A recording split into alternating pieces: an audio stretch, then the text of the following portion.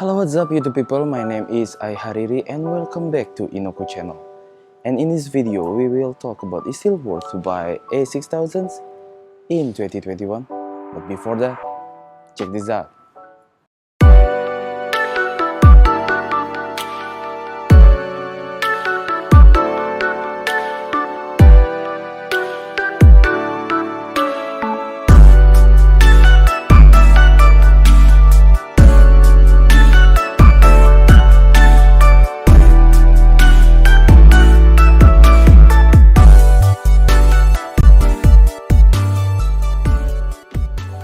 Jadi gimana hasil video tadi? Percaya nggak kalau video tadi itu pakai kamera Sony A6000 atau ya Sony A6000 ini? Yang dimana ini udah berumur kisaran 2, 3, sampai 4 tahun kalau nggak salah. Soalnya gue beli kamera ini kisaran mau lulus SMA gitu. Terus gue ganti kamera dari Nex 5 ke Sony A6000. Nah itu kisaran 2013, 2014 atau 2015, gue nggak terlalu ingat gitu. Oke, jadi di Sony A6000 ini ping dari ini bisa lepas pasang lensanya, dan dia ini termasuk adiknya 5100 A5000. Jadi A5000 terus kemudian ada A6000 terus ada A5100 kalau nggak salah. Habis itu correct me if I'm wrong. Oke, jadi untuk speknya gue nggak akan terlalu dalam menjelaskannya, nggak akan mungkin sampai kayak di websitenya atau segala macam. Cuman yang gue bilang adalah di sini dia megapikselnya udah 24 megapiksel. 24 megapiksel menurut gue udah mencukupi untuk kalian yang belajar fotografi atau videografi. Karena videografi sendiri patokannya bukan di 24 ini. Ini cuman kepake ya yang tadi 1920 kali 1080 itu megapikselnya, itu yang akan kepake. Jadi nggak full 24 kalau untuk videografi ya. Kemudian dia pakai sensor APS-C. Untuk fotografer atau untuk dunia fotografi mungkin sensor APS-C ini bukan yang terbaik, dalam artian patokan foto kan biasa semuanya di 35 mm dan lensa pun ekuivalennya ke 35 mm. Jadi kalau misalnya di APS-C ini termasuk ya lebih kecil lah, nggak semudah pakai full frame untuk dapetin bokeh. Misalnya 50 mm di kamera APS-C, dia ekuivalennya 75 mm, kisaran segitulah di mana di full frame. Jadi dia akan ngezoom jauh lebih jadi tele gitu kalau misalnya 50 mm di APS-C. Nah kemudian untuk videografi, kalau untuk videografi tadi yang APS-C bagi gue itu nggak terlalu bermasalah. Ukuran sensor APS-C itu tidak terlalu masalah kalau bagi gue. Kenapa? Karena gini, masalah mendapatkan bokeh memang kalau untuk dapetin bokeh ya, ini misalnya kok konteksnya itu mendapatkan bokeh yang mudah, memang gunakan full frame. Cuman kalau untuk video di Sony sendiri itu ada yang di 6300, nggak tahu kalau 6100 ya.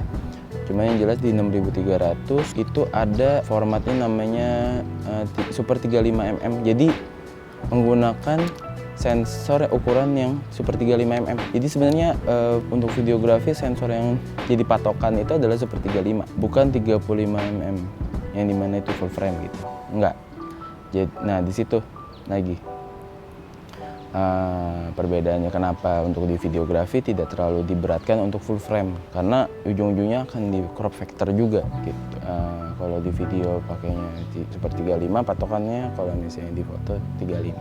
Kemudian kita lanjut ke capability-nya untuk videografi. Di videografi A6000 ini cukup capable, dalam artian kita bisa dapetin video-video yang slow-mo gitu. Kayak misalkan kalian mau ngambil video yang slow-mo, terus mood video, contohnya kayak gini ataupun begini. Nah itu tuh menggunakan A6000 gitu. Gue udah pakai A6000 ini kan nggak sebentar ya, lama. Jadi ini menurut gue buat kalian belajar ini udah pas sih. Bahkan kalian bisa juga ngambil pekerjaan yang cukup serius gitu menggunakan kamera ini. Karena gue udah sempat bikin kayak short short film, dan hasilnya cukup memuaskan para orang-orang yang menonton gitu. Bahkan ada yang mengira ini pakai kamera profesional, padahal enggak. Oke, kita langsung lanjut aja ke bagian, aduh ada alarm dong cuy. Oke, kita langsung aja kita ke bagian kelebihan dan kekurangan dari kamera ini. Ini kekurangan dulu, gue kasih tauin kalian kalau misalnya kalian mau beli ini, kamera ini ya. Kekurangan dari kamera A6000 punyanya Sony ini, dia yang pertama banget itu nggak ada 4K. Kedua, FPS mentok di 60. Jadi nggak ada namanya 120 gitu. Tapi di bawahnya ada yang kayak 24, 23,397 kalau nggak salah. Terus 25 untuk PAL ya, 25 untuk PAL kalau nggak salah. Nah, terus habis itu ada 50 untuk PAL, 60 untuk NTSC, 23 sama 24 untuk NTSC, sama 30 untuk di NTSC gitu. Nggak ada mic input.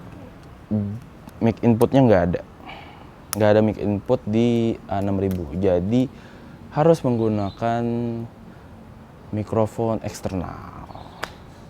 Sebenarnya kalau bagi gue itu nggak terlalu masalah sih. Soalnya kalau misalnya kalian menggunakan kamera ini buat shoot film atau shoot produk, gue biasa menggunakan buat shoot produk, sama kalau misalnya shoot film juga, itu semuanya menggunakan external microphone yang gue pakai saat ini gitu. Jadi nggak nyambung sama kamera. Sebenarnya gue nggak terlalu mempermasalahkan. Kalau gue sendiri, gue tidak mempermasalahkan masalah mikrofon input gitu. Jarang juga gue pakai. Kemudian ini salah satu kekurangan yang bagi gue ini termasuk deal breaker kalau bagi gue ya. Cuman ya salah satunya 4K tadi, terus habis itu sama satu ini yaitu nggak ada S-Lock. Gue lumayan kebantu banget untuk S-Lock. Kenapa? Karena awal-awal memang gue pakai netral di sini, dan hasil video yang kalian lihat tadi contohnya kayak gini-gini ini. Nah, itu tuh menggunakan picture style netral yang dimana settingannya itu min 3, min 2. Itu settingannya dari kamera ini untuk dapetin hasil yang mirip sama, makanya flat gitu ya, mirip sama S-Lock. Soalnya S-Lock ini bener-bener apa ya, dari highlight sama shadownya itu bisa nangkep gitu. Gue kenapa suka, karena gue suka untuk grading warna yang bagus. Jadi gue mau ngulik di situ. Itu kekurangan terakhir adalah nggak ada S-Lock. Itu sangat menyusahkan sih. Kemudian untuk yang mikrofon jack inputnya itu sebenarnya mikrofon jack input kan nggak ada nih di Sony A6000. Tapi si Sony itu nyediain kayak dongle, atau sebutannya nggak tahu dongle atau apa ya, aksesoris lah. Itu karena di Hot-Shoe-nya tuh kayak ada plat gitu untuk nerima data. Jadi kayak nyoloknya itu langsung ke Hot-Shoe. Itu ada. Kita lanjut ke kelebihannya. Kelebihan dari tadi kan kekurangannya udah lumayan ya. Nah, untuk kelebihannya ini ada dia bodinya yang compact. Ini kalau misalnya lo taruh di tas, ini dia space-nya nggak banyak banget gitu loh. Dan tinggal lo cabut aja segini doang. Cabut dari lensa, ya bodinya udah kecil, compact lah. Kalau lo nyimpen di tas gitu apa-apa, nggak perlu yang harus pakai tas kamera dan segala macam gitu. Lo cukup ada kayak pouch atau apa.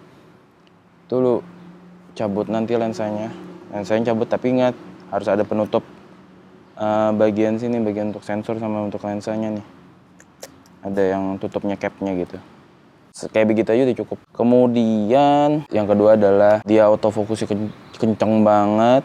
Apa ya, untuk miss focus tuh cukup jarang Sony ya, namanya ya kan ya.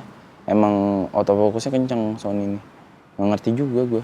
Nah, terus habis itu yang ketiga adalah kelebihannya burst-nya itu sampai 11 fps. Gila, nggak tuh, ya nggak? Ya nggak? Hati-hati. 3 hal itu untuk kelebihannya. Jadi udah gue sebutin kan semuanya, kelebihan dan kekurangan. Terus ada pertanyaan nih misalnya. Jadi kesimpulannya gimana nih Bang? Simpulannya, ini kamera masih bagus. Kalau menurut gue, ini kamera masih bagus.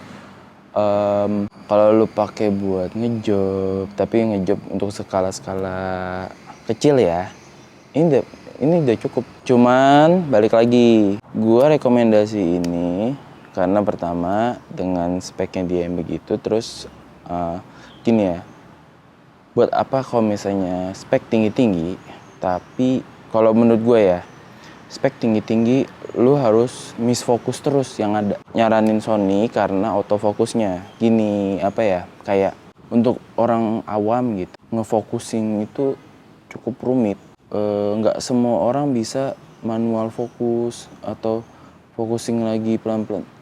Kalau lu udah out fokus, udah misfokus gitu, udah nggak bagus jadinya. Hasilnya nggak bagus. Mau se 4K apa, hasil lu susah sih untuk nge-restore-nya atau untuk dipakai gitu loh footage-nya. Jadi gue milihin Sony itu karena autofokusnya. Lu jadi akan ngebantu lu untuk belajar pelan-pelan masalah kamera, masalah pengambilan kamera dan segala macem gitu loh. Autofokusnya Sony ini bisa ngebantu. Itu kesimpulan gue kenapa gue milihin. Di samping dari keterbatasannya, di situ kalian bisa belajar untuk apa masalah kamera dan segala macam. Kalian tahu masalah histogram dan segala macam untuk pengambilan shoot video. Jadi di sini kalian akan dapat belajar, oh ya, untuk bikin video kayak begini.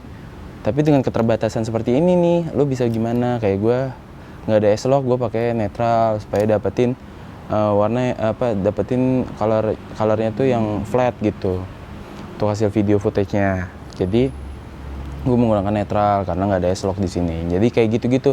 Terus untuk pengambilan di siang hari kita harus menggunakan apa nih supaya nggak itu. Jadi trik shot gitu yang dimana di situ lu memperkaya ilmu lu gitu loh. Jadi lu mengulik. Memang bakalan apa ya? Bakalan lebih PR gitu loh.